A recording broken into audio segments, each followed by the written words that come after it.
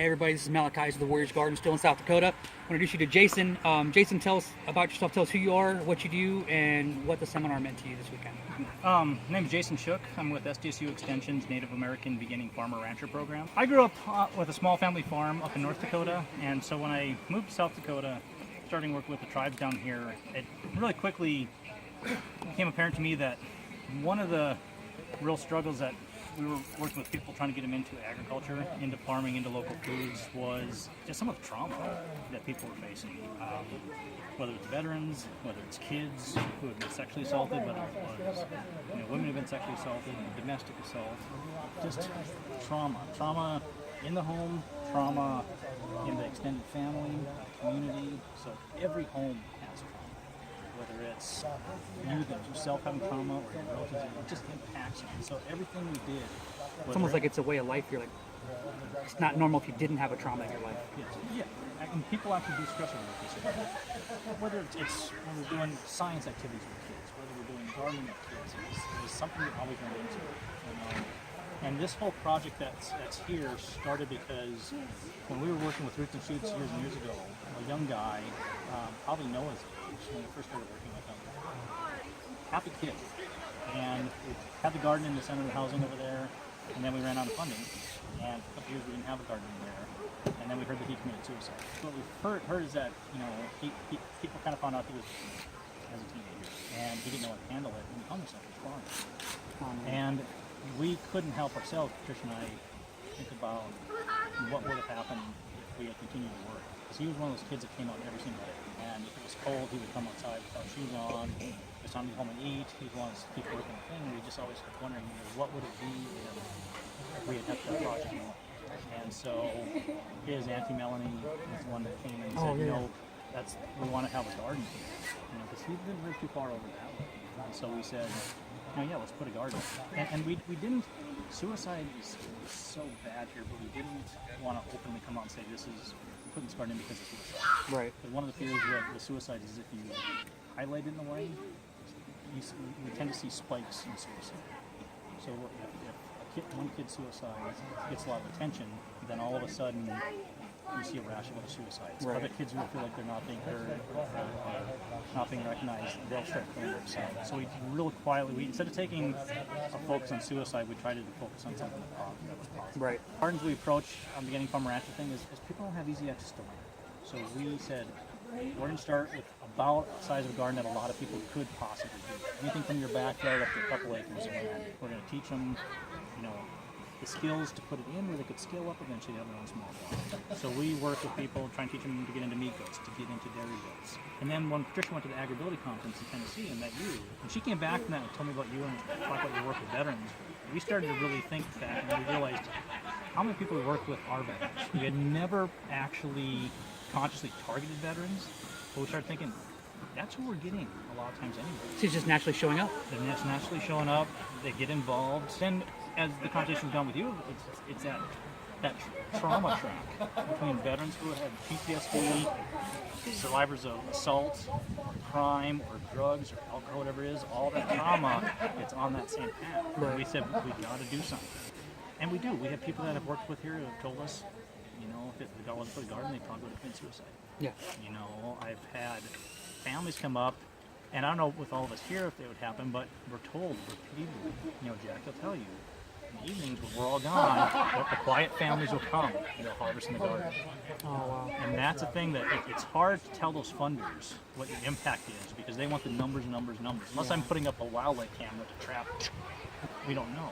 Just tonight, a couple of people I'd never met before, relatives of relatives, so-and-so's a soldier, used to be a veteran, used to be in the Army, they were in Vietnam. You hear those things. Tonight as well, Dominic from over in Pine Ridge, he's a veteran who's losing his home. He wanted to be there. It's so hard when you work down here, and I've been down here a little over 12 years now. You meet all these amazing people and you hear this horrible trauma. You want to do something for it. That's the tough part is how do you do something that feels like you're having a lasting impact? Right. And years ago when we first started, Patricia said, I want to do a garden, it's going to be an immediate change. The thing that sometimes you kick yourself back, it's like, well, I'm just doing a garden. And it's like, no, it's not just a garden. It's having an impact. Look how many people we fed. This was amazing. In part from the garden. You know, people learn how to roast a potato, how to dig potatoes. They learn how to build raised beds. They learn, you know, about the different plants that they do.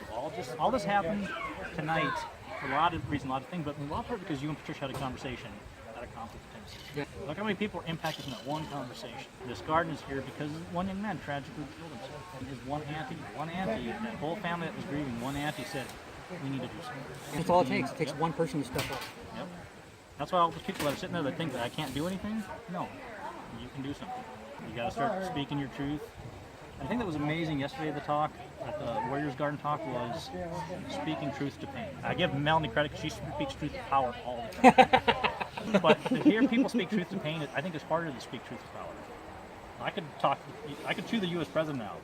Speaking to my own pain is tougher though. The president's just a person, you know. So that's what it meant to me, was the start of a very important conversation. I think for 12 years we've been trying to get people to talk about. Right. So I thank you for coming, because all that trauma that came out, you know, was very powerful. And some people. That was a pretty rough. amazing afternoon yesterday. Like, It was amazing. after lunch, and we sat down and just kind of just started discussing things. It was just like, I was like, wow, this was beautiful. I think for some people that were talking about some of the trauma that they've been through, that was the first time we really talked about it. And that's the thing. I mean, even Tricia talking about some of her trauma and her pain. She's been getting there for years, and she's just getting to talk about it. And even she still kind of puts herself down a little bit. Like, I hate when I get so emotional. I'm like, no, you got to get that Yeah, out. let that out. You got to get that out. And when you have the courage to talk about your pain, that's when you give somebody else courage to talk about theirs. Growing food is power. If we're going to have food sovereignty down here, we need people growing food. We need to empower people to take that power back. Put a garden in and take your power back. Speak to your pain, take your power back. Those are those things that, I mean, you and I aren't natives, but if we get down and we can do something that helps them step up, Yeah. the Marcuses, the Trishas, the Jackies, the Emmets, they start talking about. They'll make change in their own community. Now we have, I think, 8 raised beds that'll go to the vet center. You know, we got plants, we got seeds, we got beds, we got soil. So the vet center's going to have a garden. That's also happening just because of this. Right. You know, so. And we sent what was it, six or seven people home with their own gardens today, like their own dirt, the wood, and everything. And then they actually got each one of them. This was the coolest thing. Each one of them had to get down on the ground, and they participated in putting it together. And that's a skill that people think, well, I just glued some boards together. Yeah. You know, empower yourself to grow food. Put ownership on what you're doing. I'm not a veteran, but my grandpa was, and I've always had the greatest respect for veterans because of the sacrifice that they made. The fact that we can help them. In my experience, veterans are the ones that often help their community. Up in North Dakota, I had a broken arm and in a cast. Got a flat tire on the side of the interstate. My cast, and I was having a hard time. Cars driving by, nothing. Hitchhiker comes by, Vietnam vet. He stopped. The hitchhiker stopped me, fixed my car. Everybody else is driving by. Highway patrolman drove by me. Oh, that's beautiful. The hitchhiking vet happened to fix my tire on my car. I don't know the history of everybody that was here. It was a beautiful thing. People were laughing. Yeah, it was awesome.